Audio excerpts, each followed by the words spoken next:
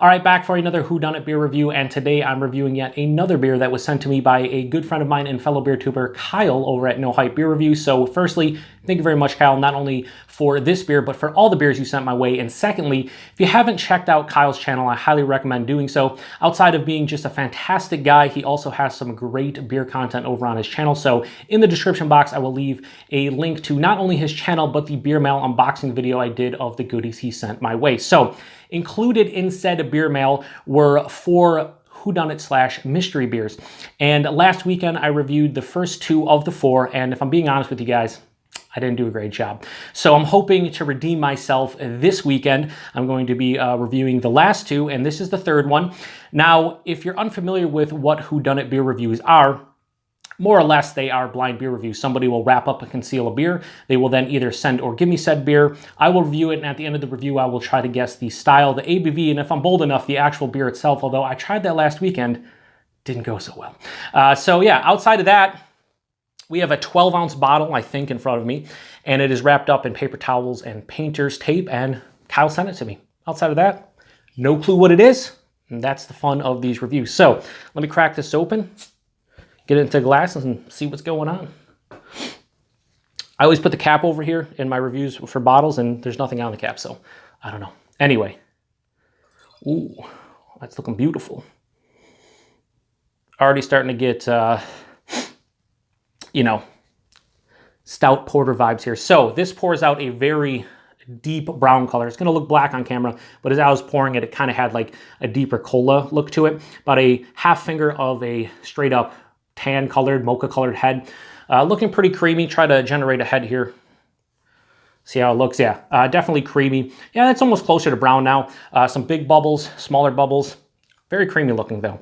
Let's get a nose on it. Barrel-aged Imperial Stout right off the get-go. Oh man, that smells quite sweet. So right off the bat, tons of like milk chocolate sweetness, vanilla. Now, spoiler, last week I said that one of the beers, the first beer I did from him last Saturday, I said was Bourbon County brand barley wine. Spoilers, ended up not being that. But it had this really just huge vanilla oak tanning kind of vibe to it. This one, though, is more sweeter. I would say bourbon off the top.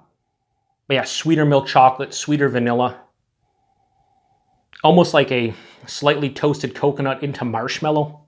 Definitely big barrel characteristics. So when I open this up at the end and it ends up being totally not barrel aged, that's why you watch these. Or maybe that's why you shouldn't.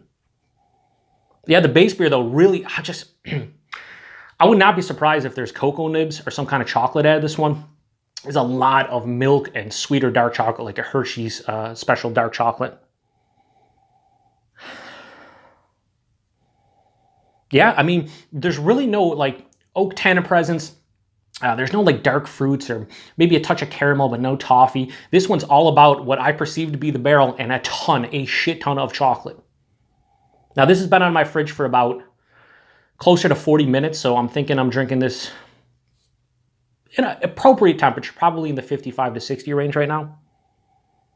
Man, it smells so fucking good. I want to get into it. So cheers, everybody, and thanks again, Kyle.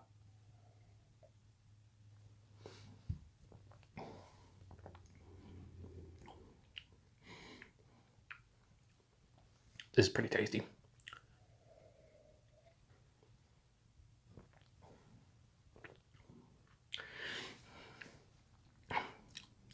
There has to, like, listen, I'm not gonna stake my life on it or anything, but there has to be some kind of chocolate in here. There has to be. Right up front, the body is a bit thinner than I anticipated, probably like lower side of full body to higher side of medium body. We'll say lower side of full body. It, has some heft in there, but not that big. The taste, a lot of sweeter, dark chocolate, I'm gonna say. Now that I'm tasting it, I'm getting this perceived oak tannin dryness on the back end. Makes me think there is a barrel or some kind of wood involved in this beer. Mouthfeel, there is some carbonation, but it does have a slight creaminess to it.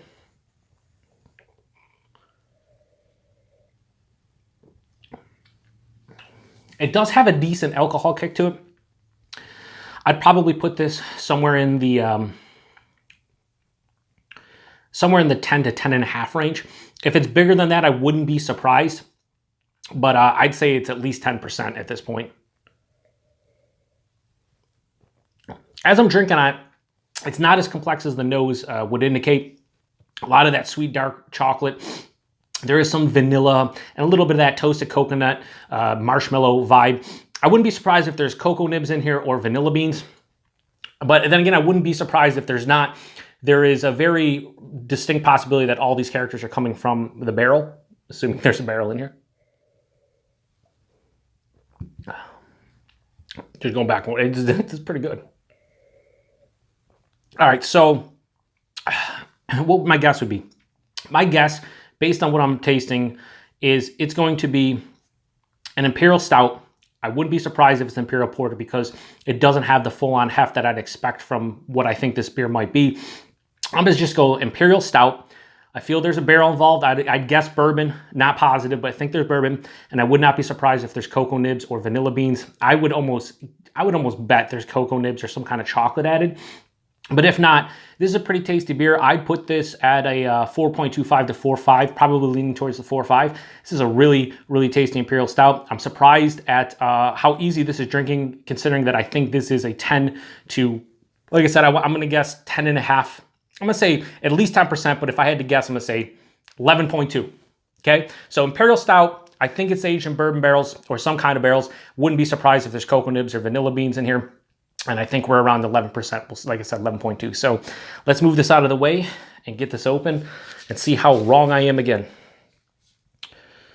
Now, if this ends up being like Bourbon County brand stout or something, I'm gonna be surprised at how well it drinks. If it ends up being something nice. So I'll let you guys see this right from the get-go. Here we go. I'm pretty sure I know what this is just based on the label. I'm pretty sure this is Barrel Aged Victory at Sea. And it is 2018 High West Barrel Aged Victory at Sea. Imperial Porter with coffee and vanilla flavors aged in High West bourbon and rye barrels. So, first off, I didn't get a lot of coffee out of this, but I mentioned the vanilla beans. I would have swore like there is chocolate in this one, right? What is the ABV on this one? 12%. So I said 11.2, not that far off, but yeah, this is really tasty. I think the 4.5 score would indicate that I'm enjoying this one. Again, I did say that the barrel itself, or sorry, the body itself was a bit thin, so I wouldn't be surprised if it's an Imperial Porter. But I will say, you know, looking back now, this definitely drinks like a 12% Imperial Porter. It's a bit thinner than you would want from Imperial Stout. It's not thick and chewy. But I really do dig the barrel presence. I didn't pick up on a lot of rye, although that oak tannin presence on the back of my tongue, like I mentioned, it could be like just a tannin or a rye kick there. But in general, I think I did a solid job with this one. I didn't nail it, but I was definitely within the realm of being correct. But I will say this, if you guys have never had this beer, I've had the last couple, I think, years of this. This is a great beer. I don't know what the price is out there, Sadiq, or even anybody else out there who's drank this one before. You can post if you remember what the price point on this one is. I want to say it's like $4 to $5 for a 12-ounce bottle, maybe not even that expensive, but it's readily available. You can get it pretty much anywhere that they release it. It doesn't sell out, and this is up there with some of the more high-quality barrel-aged beers that I've had, and you don't have to kill anybody to get some. So that was High West Barrel-Aged Victory at Sea, 2018 vintage. I think I did a pretty solid job on it. I don't think I nailed it, but certainly way better than my showing from last week, where, you know, more or less I don't want to say shit the bed, because I did okay, but I didn't nail either of them. And I don't want to say I nailed this one, but I was definitely within the realm of being correct. So there's not much more you can ask for, at least I can't, because my palate is extremely terrible. But anyway, appreciate everything that Mr. No Hype sent my way, and yeah, I've thoroughly enjoyed doing the Whodunit beer reviews this time around. Be on the lookout for the final one from No Hype tomorrow, and yeah, until then, appreciate you guys stopping by, and hope you have a good one. Cheers.